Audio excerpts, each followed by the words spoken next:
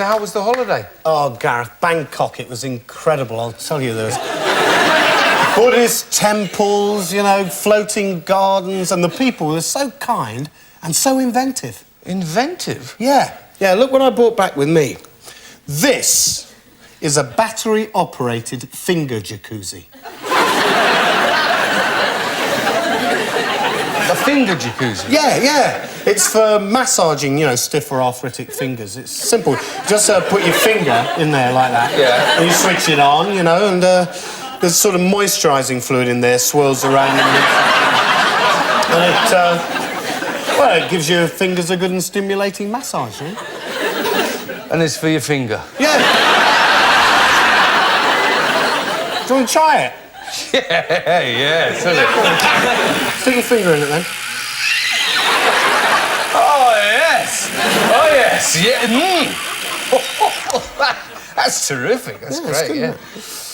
So, I suppose you've just got the one with you? No, I brought two with me, actually. I love you. Unfortunately, the man at customs confiscated the other one. I don't know why. You've just got the one left? Yeah, just this one left, yeah. I don't suppose you ever thought about selling it at all, have you?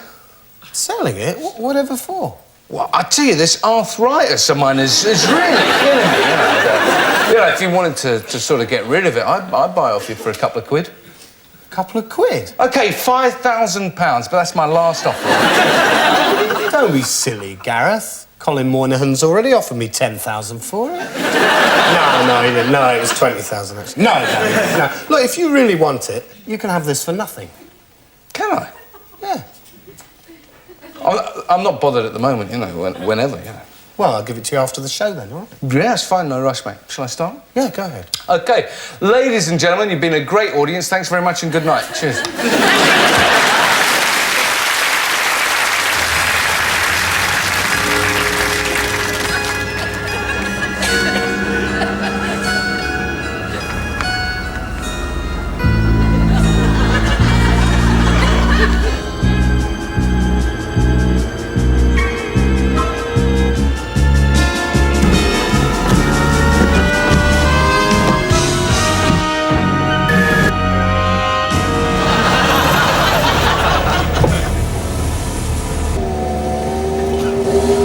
You don't know where the cigar lighter is on this model, do you?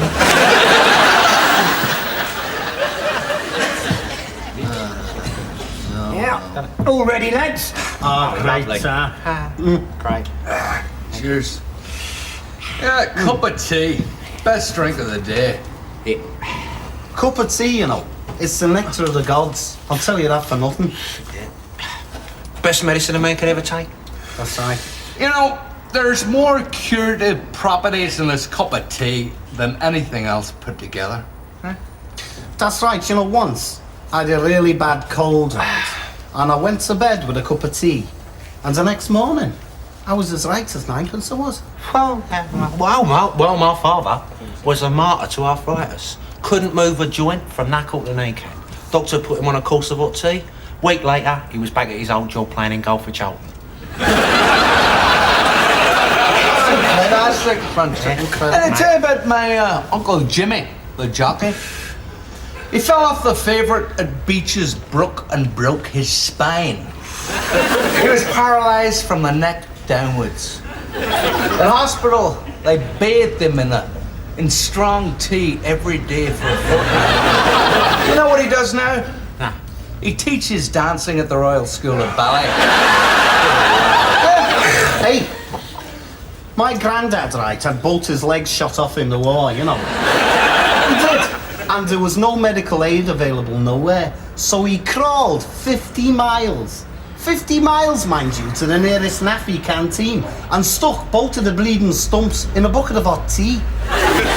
Not only did it cauterise the wounds and stop the bleeding, but 6 months later, he'd grown a new pair of legs.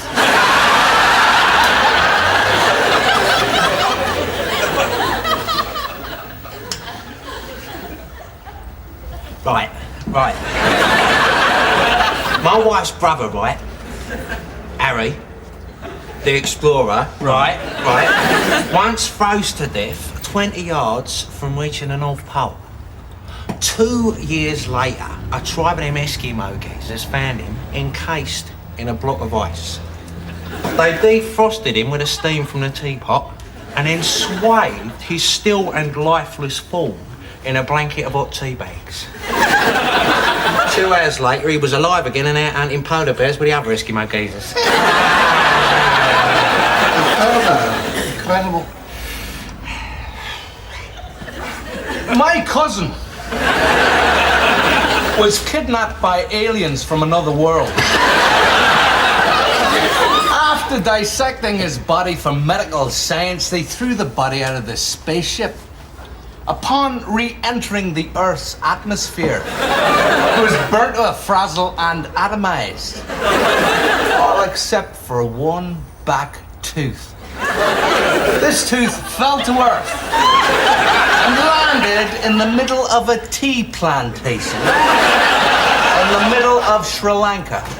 The tooth took root amongst a blend of lapsang and orange pekoe tea. And come harvest time, he'd grown into a normal man again. That's tea for you. It's great. It's great. Would any of you lying bastards like some more coffee?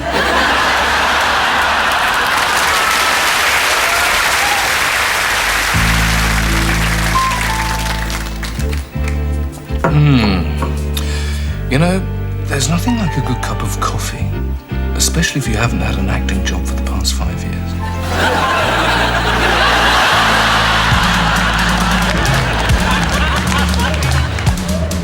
In this Nick, we do things my way. We do things by the book.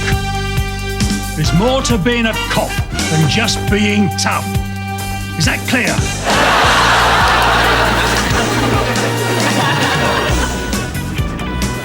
This Friday, Billy and Johnny are tough cops. Working undercover.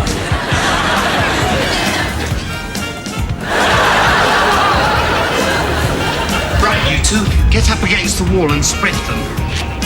Sergio! Okay, Simon says get up against the wall.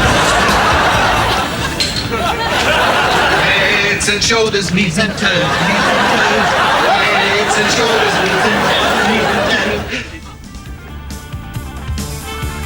We think we found the flasher. Have a look and see if you can recognize anybody. Laughing in the face of death. Beepo. Whenever crime seeks to dominate, you'll find tough cops.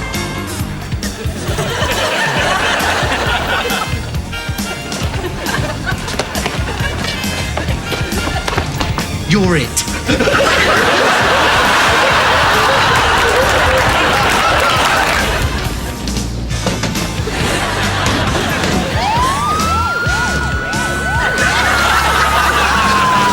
Billy and Johnny are tough cops.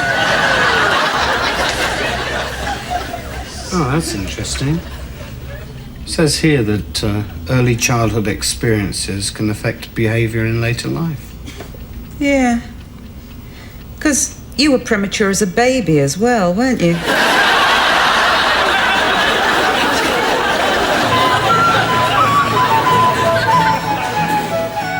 Ronnie likes hanging baskets. Yeah, this one's a Jehovah's Witness.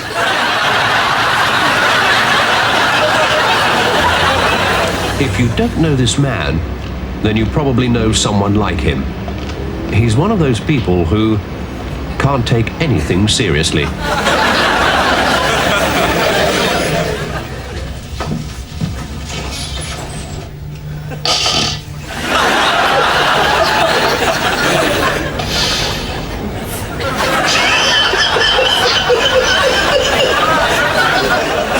We're talking about a £50 million deal, Bob. We win it or we bin it. Okay, it's a team game and you're the star player, but never forget, I'm the captain. You better cut this deal, Bob, or it's your balls on the barbecue. You'll be finished in this business. I have something to tell you.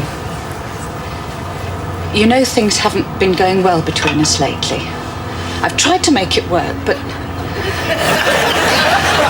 I I don't love you anymore, Bob. In fact, I've come to despise you. You don't listen. You don't care.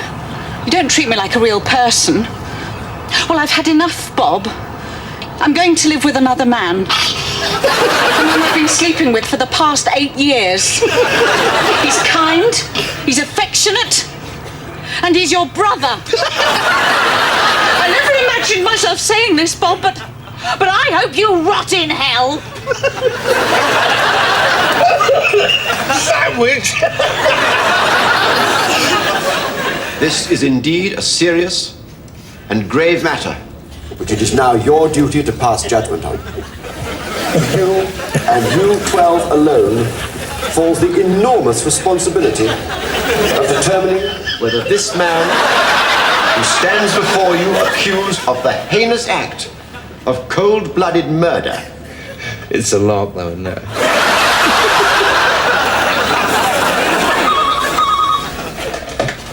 Hello, Bob. Hello, Martin. Bob, I'm afraid I got some very bad news. Oh, yeah?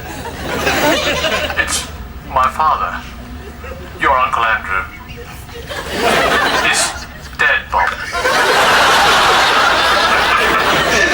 Oh, Martin, that's terrible. Was it sudden? He was hit by a car. Oh, no, Martin, that's really, really terrible, tragic news. I'm so...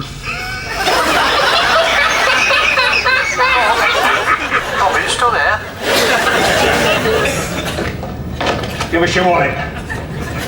You're not going to use that, are you? Give us your wallet! Give us your wallet!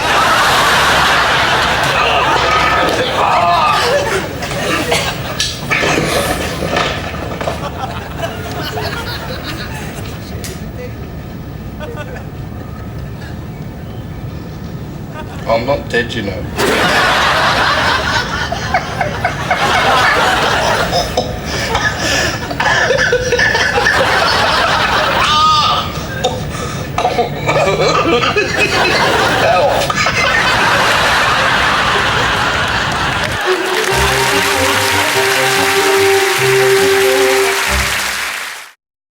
Gareth, there's another one here, look. They come up through the plug hole. Nah, get out of it. Yeah, bloody nuisance, I'll swill it away. No, don't be cruel. Come here, little fella, let's put you somewhere safe.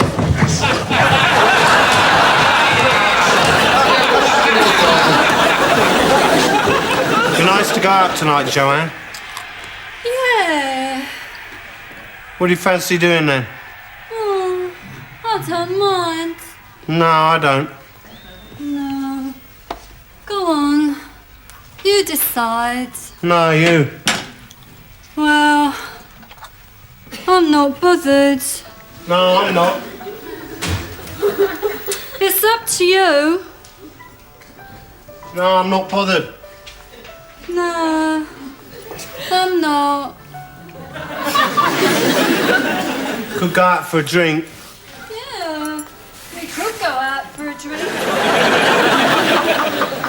What about a meal then? A meal? Yeah. Lovely. What do you fancy eating then? Oh, what's you? It's up to you. No, you say. No, you. Well, I don't mind. Well, I don't. Is this tie all right? What about a pizza? Nah. Never get it tied round me neck.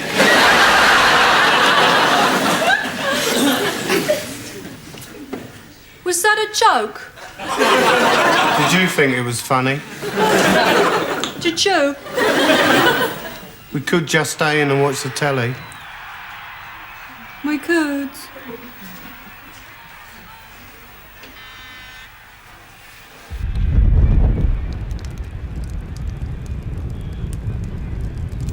Do you think the kitchen's on fire? I don't know. What do you think? I'm not sure. Do you think we should call the fire brigades? I don't mind, it's up to you. Well, we could just sit here and let the house burn down. Do you fancy being burnt to death? Oh, I'm easy. What about you? Don't mind.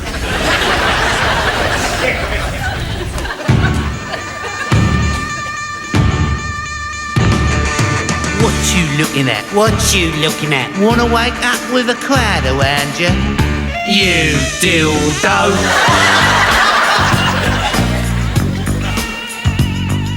We are full of London pride, where the streets are narrow and the boys are wide. I think we better mark your card, 'cause what we is well on.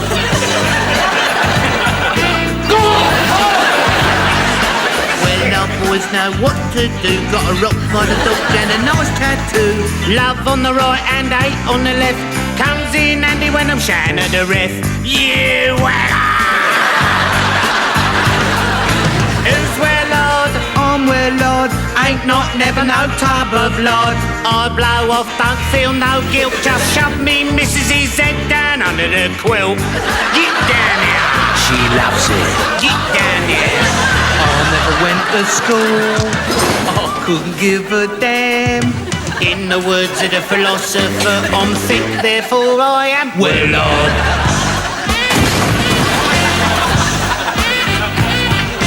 I've got a missus and a little boy. He's called Tel and she's called Oi. Oi, come here, Oi, get my tea. Oi, get out of the way when I'm watching TV. The old bag, but I love her. We're two boys you can't surprise. I'm Sweet Morgan, I'm streetwise. We lock a we're lock Vindaloo. And our favourite pop groups, you two. Harder than granite walk. Harder than brick-built houses. I've got something really odd and it's here inside my trousers. What's that? Some crossword. Well odd. Who's well odd? I'm well odd. Never wear no leotard. Always drink from a broken glass and crack walnuts between the cheeks of me. Arsenal, Arsenal. Come on you gunners, Arsenal. Well, our boys on the Friday night. Well, our boys who say alright after 15 lager tops. Well, our boys are well soft.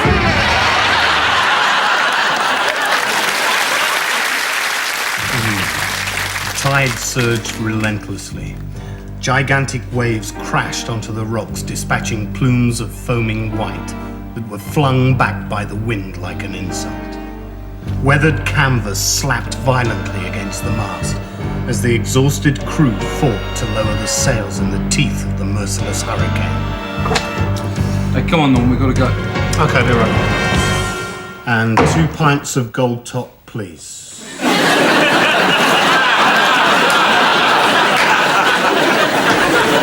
Of course, it is the very top of the range, sir. How much does it cost? I'll just check that for you.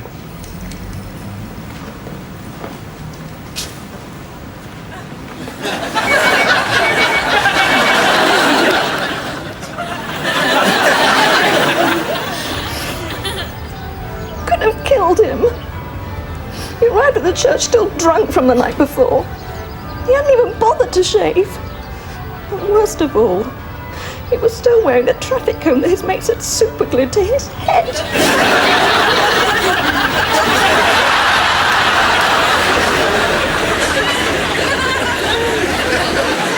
Yes, I think being a royal watcher is worthwhile.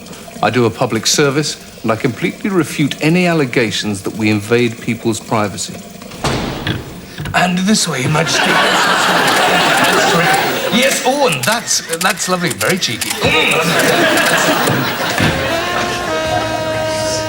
Well, journalism demands an early start, so I'm usually up at the crack of dawn. In fact, most days I've no option.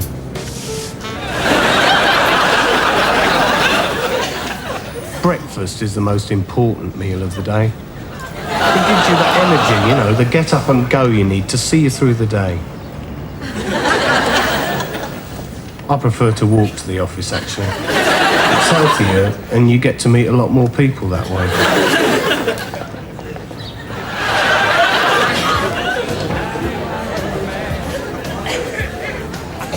A favourite and long-time source of information is my old friend Eddie, the lying bastard. Nothing happens without Eddie knowing about it first. I need a story, Eddie. A good story. And it had better be a load of bollocks. Once upon a time, there was this beautiful princess. Royals, eh? I like it. I like it. Go on. Well, one day she went out into the garden and she met this wee man, a wee green man, with a big green hat on and a green bow tie. And he said, "Your royal goodness." So the princess kisses the frog, and it turns into a handsome prince. Well done, Eddie, old son. Randy Royal in Frog Hump Jump.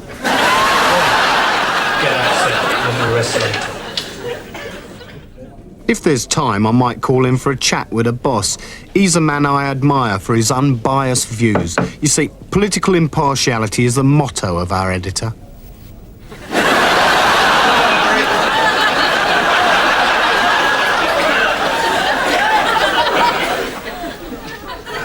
Remember that story you did?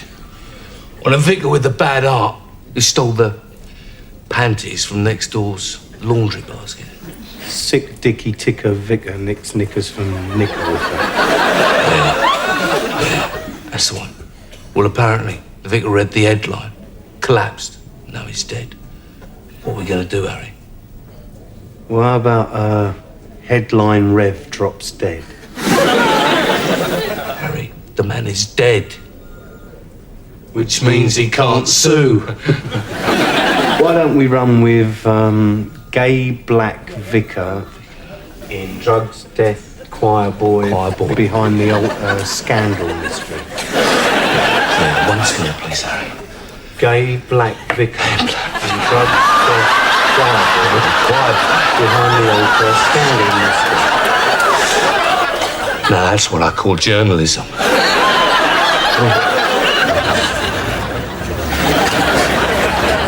After I put the story to bed, I like to relax in a local hostelry. I usually stay there till chucking out time. Then it's time to put myself to bed.